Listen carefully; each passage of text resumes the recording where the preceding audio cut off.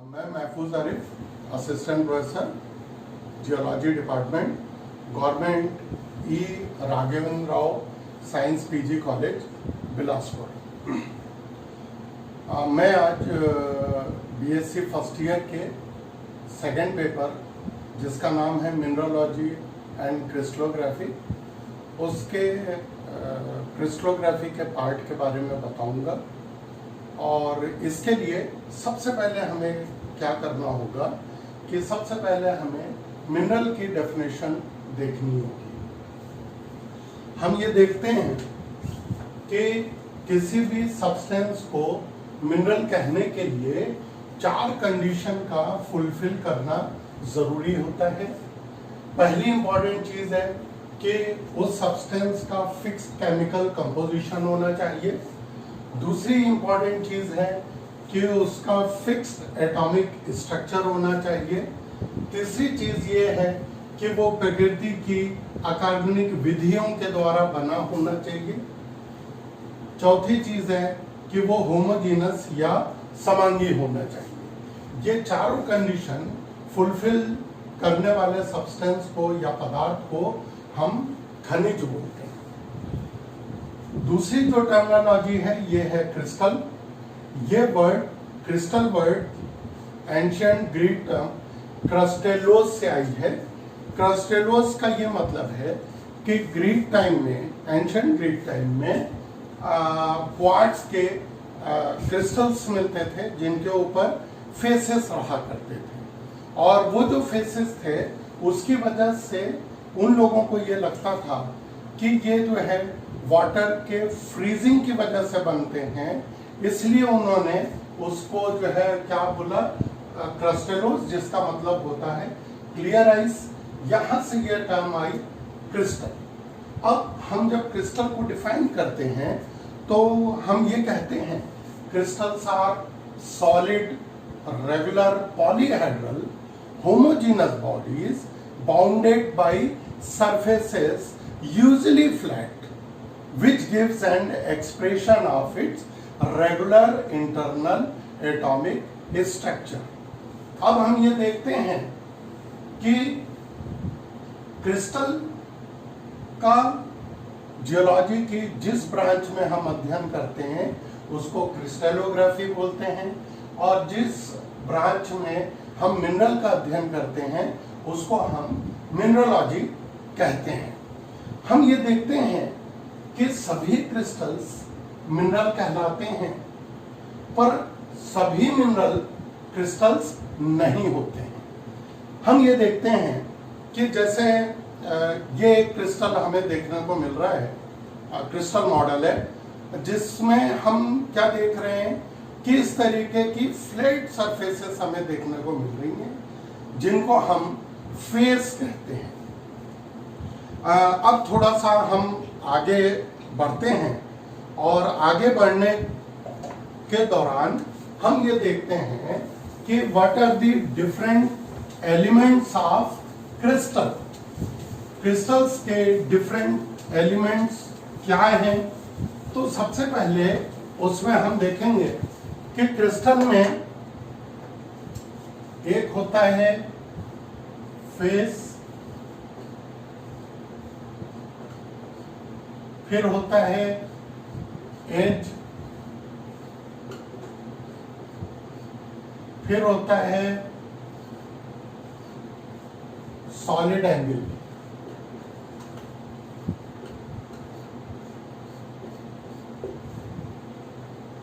अब हम ये देखते हैं कि अगर एक हम ये क्रिस्टल मॉडल लेते हैं तो ये जो प्लेन सरफेसेस हैं इनको हम क्या बोलते हैं? फेस बोलते हैं। ये जो फेस हैं ये 2 तरीके के होते हैं कि अगर इन सब की फिजिकल प्रॉपर्टी एक जैसी होगी तो हम इनको बोलेंगे लाइक फेसेस। और अगर मान लीजिए ये वाला फेस ब्लू कलर का है, ये रेड कलर का है, या हम क्या देख रहे हैं, इसकी चमक और इसकी चमक में डिफरेंस है, या ये देख रहे हैं इसकी हार्डनेस और इसकी हार्डनेस में डिफरेंस है, तब हम उस तरीके के फेसेस को अनलाइक फेसेस बोलेंगे। तो हम ये देखते हैं कि फेसेस को लाइक और अनलाइक फेसेस में हम जो है डिवाइड करते हैं। इसके बाद देखते हैं एज, जहां पे दो समीपस्थ या एडजेसेंट फेसेस के मिलने से जो इंटरसेक्शन बनता है इसको हम बोलते हैं एज या किनारा।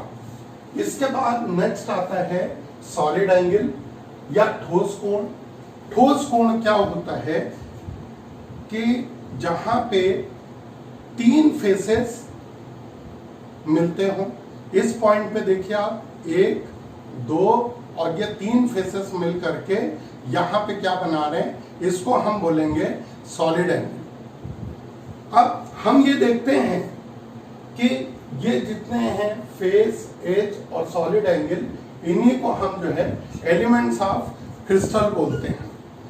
फिर यूलर ने फेस, एज और सॉलिड एंगल के बीच में एक रिलेशन दिया था जिसको हम जो है यूलर की प्रमेय बोलते हैं। अंग्रेजी में यूलर को ऑलर प्रोनाउंस करते हैं। तो हम ये देखते हैं कि इसमें फेस की संख्या प्लस सॉलिड एंगल की संख्या एजेस प्लस 2 के बराबर होती है। चलिए हम ये इसको देखते हैं कि ये एक हमने क्रिस्टल मॉडल लिया। इस क्रिस्टल मॉडल में सबसे पहले हम नंबर ऑफ फेसेस देखते हैं। 1, 2, 3, 4, 5, 6 नंबर ऑफ फेसेस हुए। इसके बाद हम देखते हैं कि इसमें सॉलिड एंगल की जो संख्या है वो कितनी है। तो हम ये देखेंगे कि ये देखिए 1, 2 ये 3 फेस यहाँ पे मिल रहे हैं, तो 1, फिर इसके बाद ये देखिए यहाँ पे मिल रहे हैं तीनों फेस 2, फिर इसके बाद यहाँ मिल रहे हैं 3, फिर यहाँ मिल रहे हैं 4, ऐसा ही इधर देख रहे हैं 5, 6, 7 और 8। तो हमने ये देखा 8 सॉलिड एंगल है। अब इसके बाद हम देखेंगे एजेस। तो ये देखिए ये 2 फेसेस मिलकर के ये बनाए 1, 2, ये इधर 3, ये 4, ये 5, ये 6, ये 7, ये 8, 9, 10, 11 और 12। तो हम ये देखेंगे 12 प्लस 2 14, 14 और हम ये देखते हैं कि ये दोनों संख्याएं फेसेस और सॉलिड एंगल की संख्या एजेस प्लस 2 के बराबर है। इसका मतलब है कि यूलर की प्रमेय ये सिद्ध करती है कि इन फेसेस और सॉलिड एंगल की संख्या एजेस प्लस 2 के बराबर होती है। अब इसके बाद हम आगे बढ़ते हैं और ये देखते हैं कि क्रिस्टल में एक अंतराफलक कोण होते हैं। ये जो अंतराफलक कोण है जिनको हम इंटरफेशियल एंगल कहते हैं,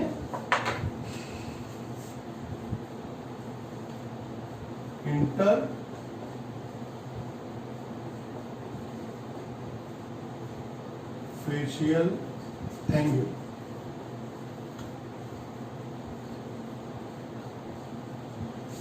इंटरफेशियल एंगल के अगर मान लीजिए क्रिस्टलोग्राफी में हम क्या करते हैं, 2 एडजेसेंट या 2 समीपस्थ फेसेस लेते हैं, इनके ऊपर परपेंडिकुलर ड्रॉ करते हैं।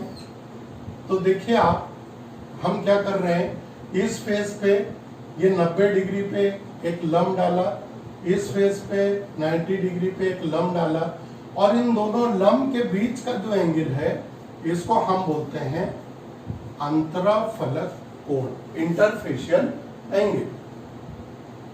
अब हम ये देखते हैं कि ये जो अंतराफलक कोण है, ये मान लीजिए कोई भी एक क्रिस्टल हम लेते हैं और इस क्रिस्टल में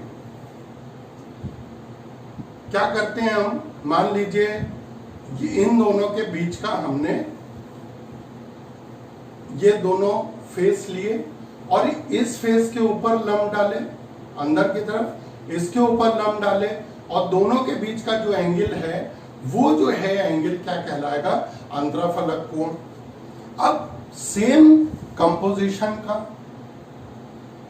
सेम टेम्परेचर पे अगर ऐसा ही क्रिस्टल हम अफ्रीका या ऑस्ट्रेलिया का लेंगे तो क्या देखेंगे, इन्हीं दो फेसेस के बीच का अंतराफलक कोण स्थिर होगा या कांस्टेंट होगा, जिसको हम बोलते हैं law of constancy of interfacial angle, अंतराफलक कोण के स्थिरांक का नियम।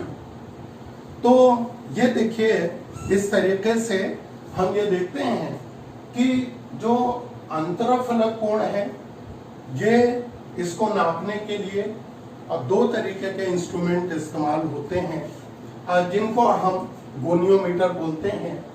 एक इंस्ट्रूमेंट जो बड़े क्रिस्टल के लिए यूज होता है उसको हम बोलते हैं कॉन्टैक्ट गोनियोमीटर, और दूसरा जो छोटे जो क्रिस्टल्स हैं उनके लिए इस्तेमाल होता है जिसको हम रिफ्लेक्शन गोनियोमीटर बोलते हैं। अब इन चीजों के बाद नेक्स्ट हम आते हैं सिमेट्री पे, सिमेट्री या सममिति पे। अब सममिति पे आने के पहले हम ये देखते हैं कि किसी भी क्रिस्टल को देखने के बाद एक हमें सर्टेन रेगुलरिटी देखने को मिलती है, किसके बीच में, फेस, एज, सॉलिड एंगल, कि अगर इधर एक फेस है तो इधर भी एक फेस है, इधर एक सॉलिड एंगल है तो इधर भी एक सॉलिड एंगल है, अगर इधर एक एज है तो इधर भी एक एज है। तो ये इस तरीके की जो एक नियमितता हमें देखने को मिल रही है, इसका मतलब है कि इसमें एक सिमेट्री है। अब हम ये देखते हैं कि सिमेट्री दो तरीके की होती है, एक जो हम लोग देखते हैं जिसको क्रिस्टलोग्राफिक सिमेट्री बोलते हैं, और एक दूसरी जो सिमेट्री है जिसको हम जियोमेट्रिकल सिमेट्री बोलते हैं। तो क्रिस्टलोग्राफिक सिमेट्री में ये होता है कि उसमें फेसेस एक जैसे दिखने के अलावा इनकी जो फिजिकल प्रॉपर्टीज है वो भी एक जैसी होनी चाहिए। सिर्फ दिखना इंपॉर्टेंट नहीं है, सिर्फ उसकी लंबाई चौड़ाई इंपॉर्टेंट नहीं है, बल्कि लंबाई चौड़ाई के साथ साथ उनकी फिजिकल प्रॉपर्टीज एक जैसी होनी चाहिए। अगर ये इसकी हार्डनेस और इसकी हार्डनेस एक जैसी है तब तो हम कहेंगे कि हाँ भाई इनके बीच में एक सिमेट्री है। और अगर मान लीजिए इनकी हार्डनेस का डिफरेंस है, कलर का डिफरेंस है, तो इस केस में हम इसको क्रिस्टलोग्राफिक सिमेट्री नहीं बोलेंगे। अब हम ये देखते हैं कि ये जो सिमेट्री है इसको हम 3 टाइप में डिवाइड करते हैं। एक कहलाती है प्लेन ऑफ सिमेट्री या सममिति तल, प्लेन ऑफ सिमेट्री।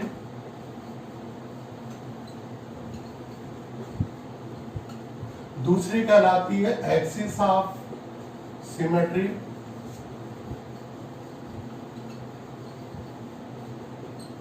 और तीसरी कहलाती है सेंटर ऑफ सिमेट्री।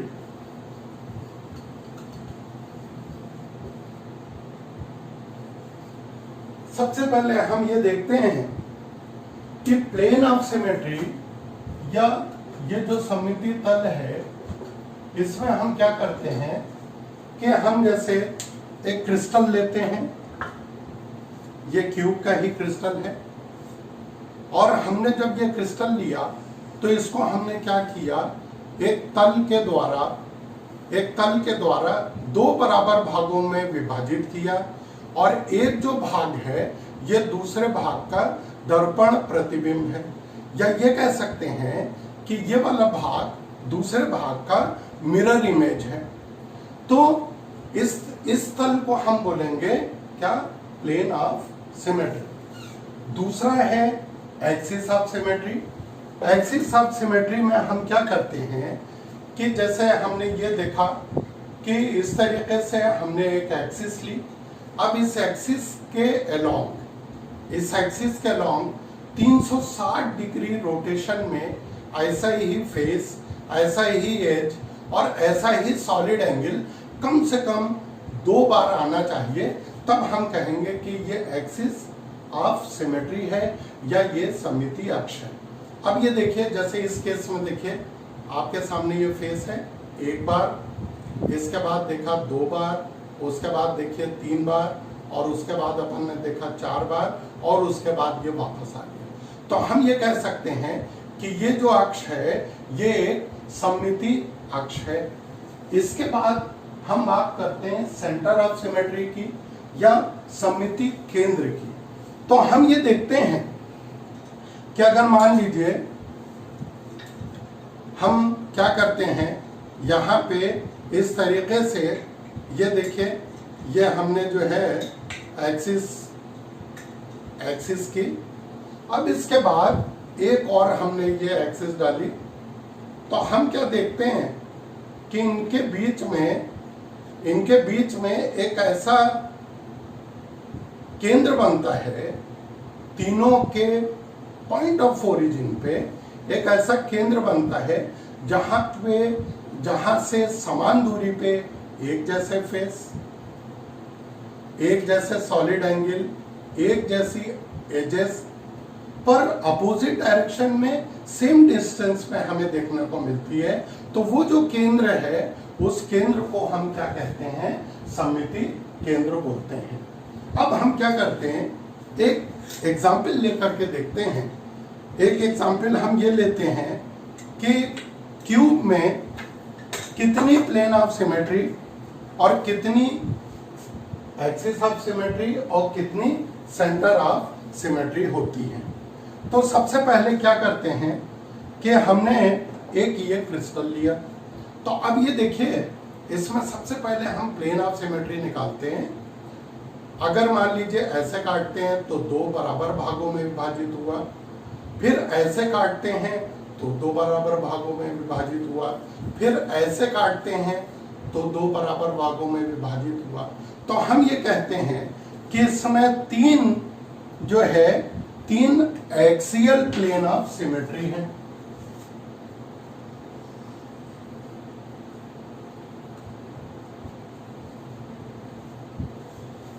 एक्सियल का ये मतलब है कि इसमें हमें क्या देखने को मिल रहा है कि ये जो तल है इसके समानांतर एक ये एक्सिस है और एक ये एक्सिस है, इसलिए हम इसको क्या बोलेंगे, इस तल को सममिति तल बोलेंगे, और साथ में कैसा तल बोलेंगे, एक्सियल प्लेन बोलेंगे, अक्षीय तल बोलेंगे, क्योंकि इस तल के समानांतर 2 एक्सिस हमें देखने को मिल रही है।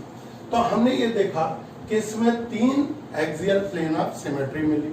अब इसके बाद हम दूसरा केस देखते हैं इसी क्यूब में कि इसको क्या कर सकते हैं, हम ऐसे काट सकते हैं, 1 ऐसे, 2, फिर इसके बाद ऐसे 3, ऐसे 4, फिर ऐसे 5 और ऐसे 6।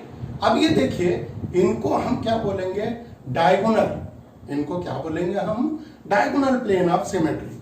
तो देखिए 1 2 3 4 5 6 हमें जो है डायगोनल प्लेन ऑफ सिमेट्री देखने को मिली, 6 डायगोनल, और टोटल कितनी हो गई, ये 9 प्लेन ऑफ सिमेट्री हो गई। टोटल जो है कितनी हो गई, 9। चलिए इसको इधर लिख लेते हैं, बराबर 9, 3 + 6। अब इसके बाद नेक्स्ट हम आते हैं एक्सिस ऑफ सिमेट्री पे, और एक्सिस ऑफ सिमेट्री हमने किसके लिए है, क्यूब के लिए है। तो ये देखिए पहले हमने ऐसे किया, तो देखिए दो फेसेस के बीच से हमने लिया, नंबर ऑफ फेसेस कितने हैं, 2, 4 और ये 6 फेसेस, तो एक्सिस कितनी बन रही है, 3 एक्सिस बन रही है। तो हम ये देखते हैं, एक बार ये फेस आया, 2 बार आया, 3 बार आया, 4 बार आया और ये वापस आ गया। तो इस एक्सिस के अलोंग 360 डिग्री रोटेट करने पर ऐसा ही फेस, ऐसा ही एज, ऐसा ही सॉलिड एंगल कम से कम 2 बार आता है, पर इसमें 4 बार आया। तो हम ये देखेंगे, एक ये एक्सिस बन गई, एक एक्सिस ये वाली बन गई, एक एक्सिस ये वाली बन गई। तो हमें क्या देखने को मिलता है, 3 axis of 4 fold, 3 axis of 4 fold, 3 axis मिलती हैं जिनके अलोंग 360 डिग्री रोटेशन पे हमें क्या देखने को मिलता है, 4 बार वैसा ही फेस, एज और सॉलिड एंगल देखने को मिलता है। इसके बाद फेस के बाद नेक्स्ट हम आते हैं, और हम इसमें आते हैं फेस के बाद सॉलिड एंगल पे। सॉलिड एंगल हमने देखा 1, 2, 3, 4, 5, 6, 7, 8। हमने क्या किया, ये सॉलिड एंगल एक एक्सिस बन गई, 8 सॉलिड एंगल हैं, तो टोटल एक्सिस बन गई 4। अब ये देखिए जरा, हमने क्या किया, ऐसे रखा। अब ये देखिए, पहली बार एक फेस, 2 फेस, 3 फेस, तो देखिए पूरे रोटेशन में 1, 2 और 3, 360 डिग्री के रोटेशन में वैसा ही फेस, एज और सॉलिड एंगल कितनी बार आया, 3 बार आया। और सॉलिड एंगल कितने हैं टोटल, 8 हैं, तो एक्सिस कितनी बन गई, 4 बन गई। तो हम ये बोलेंगे 4 एक्सिस के अलोंग 3 बार जो है हमें वैसा ही फेस, एज, सॉलिड एंगल मिला। तो हम ये कहेंगे कि 4 एक्सिस हैं जिनके अलोंग 3 फोल्ड सिमेट्री हमें देखने को मिली है। अब इसके बाद नेक्स्ट हम आते हैं, इसमें एजेस देखिए कितने हैं। एजेस हमने देखा था 1, 2, 3, 4, 5, 6, 7, 8, 9, 10, 11 और 12 एजेस हैं। अगर मान लीजिए 2 एजेस के बीच के सेंटर को हम काट दें, ये काट दिया, तो 12 की एक्सिस कितनी बनेंगी, 6। तो अब ये देखिए, एक बार ये वैसे फेस आया, एक आया क्या, नहीं आया, फिर आया, नहीं आया, इसके बाद देखिए ये आ गया। तो 360 डिग्री के रोटेशन में वैसा ही फेस, वैसा ही कह लीजिए एज और वैसा ही सॉलिड एंगल 360 डिग्री के रोटेशन में 2 बार आया, और एक्सिस कितनी है, 6 है। तो हम ये बोलेंगे कि 6 एक्सिस के अलावा 2 बार वैसा ही फेस, एज और सॉलिड एंगल आए। तो इस तरीके से क्यूब में टोटल 13 एक्सिस ऑफ सिमेट्री होती है। अब इसके बाद नेक्स्ट हम बात करते हैं सममितिक केंद्र की। तो सममितिक केंद्र में हम ये देखते हैं कि ये एक हमने एक्सिस की, इसके बाद ये दूसरा एक्सिस किया, इसके बाद क्या करते हैं, ये तीसरी एक्सिस करते हैं हम। तो हम ये देखते हैं कि इस क्रिस्टल के बीचों बीच, क्रिस्टल मॉडल के बीचों बीच एक ऐसा केंद्र है, ये देखिए ये वाला पॉइंट, एक ऐसा केंद्र है जिससे समान दूरी पे पर अपोजिट डायरेक्शन में सेम डिस्टेंस पे एक जैसे फेस, एक जैसे एज और एक जैसे सॉलिड एंगल देखने को मिलते हैं, पर वो केंद्र के एकदम एक दूसरे के अपोजिट पर सेम डिस्टेंस में हमने देखा। तो हम ये कहेंगे कि सममिति केंद्र इस क्रिस्टल में उपस्थित है या प्रेजेंट है, और इसको हम क्या करेंगे, प्रेजेंट करके लिख देंगे। तो इस तरीके से हम ये देखते हैं कि आज पूरा हमने ये देखा कि मिनरल और क्रिस्टल में क्या डिफरेंस है। फिर मिनरल क्रिस्टल में डिफरेंस देखने के बाद हमने ये देखा कि what are the different elements of crystal. उसमें हमने फेज, एज और सॉलिड एंगल देखा। इन तीनों के बीच का जो रिलेशन देखा, F plus S is equal to E plus 2, जिसको यूलर की प्रमेय या ऑलर्स थ्योरम कहा गया। इसके बाद हमने ये देखा उनको नापने के लिए इंस्ट्रूमेंट जो है गोनियोमीटर कहलाते हैं। फिर इसके बाद हमने देखा सिमेट्री, और सिमेट्री में पहले हमने ये देखा कि what is the difference between crystallographic symmetry and geometrical symmetry. इसके बाद हमने देखा what are the different types of crystallographic symmetry. तो उसमें हमने देखा plane of symmetry, axis of symmetry, centre of symmetry. Thank you.